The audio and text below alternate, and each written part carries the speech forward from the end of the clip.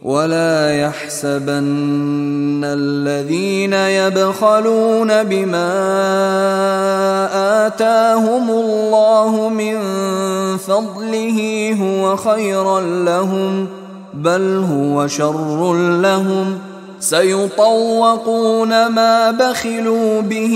يوم القيامة وَلِلَّهِ مِيرَاثُ السَّمَاوَاتِ وَالْأَرْضِ وَاللَّهُ بِمَا تَعْمَلُونَ خَبِيرٌ وَلَا يَحْسَبَنَّ الَّذِينَ يَبْخَلُونَ بِمَا آتَاهُمُ اللَّهُ مِنْ فَضْلِهِ هُوَ خَيْرًا لَهُمْ، اسی طرح نہ سمجھے وہ لوگ کہ جو بخل کر رہے ہیں اس مال کے ساتھ جو اللہ نے انہیں دیا ہے اپنے فضل میں سے، کہ یہ ان کے لیے خیر ہے۔ ظاہر بات ہے جب جنگ احد کے لیے تیاری ہو رہی ہوگی، حضور نے کہا ہوگا کہ لاؤ بھائی لوگ اب کچھ پیسے دیں، کچھ مال و اسباب جمع کریں تاکہ اسباب جنگ جو ہے وہ فراہم کیے جائیں۔ اب جو ان میں سے غنی تھے انہوں میں سے جن لوگوں نے بخل کیا اب ان پر اشارہ ہو رہا ہے کہ انہوں نے بخل کر کے بچا لیا، وہ یہ نہ سمجھے کہ یہ کوئی اچھا کام کیا ہے۔ وَلَا يَحْسَبَنَّ الَّذِينَ يَبْخَلُونَ بِمَا آتَاهُمُ اللَّهُ مِنْ فَضْلِهِ، اللہ نے اپنے فضل سے انہیں جو کچھ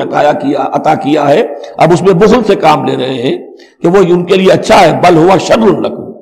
لهم، یہ ان کے لیے بہت برا ہے۔ سَيُطَوَّقُونَ مَا بَخِلُوا بِهِ يَوْمَ الْقِيَامَةِ، اسی مال کے توق بنا کر ان کے گردنوں میں پہنائے جائیں گے قیامت کے دن جو بخل انہوں نے کیا تھا۔ وَلِلَّهِ مِيرَاثُ السَّمَاوَاتِ وَالْأَرْضِ، اور آسمانوں اور زمین کی وراثت بالآخر اللہ ہی کے لیے ہے۔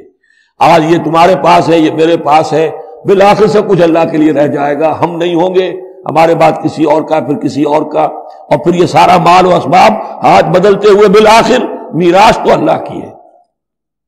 وَلِلَّهِ مِيرَاثُ السَّمَاوَاتِ وَالْأَرْضِ وَاللَّهُ بِمَا تَعْمَلُونَ خَبِيرٌ، اور جو کچھ تم کر رہے ہو اللہ اس سے باخبر ہے۔ یہاں وہ 18 رکوع مکمل ہو گئے، 6 رکوع جو غزوہ احد کے بیان میں تھے۔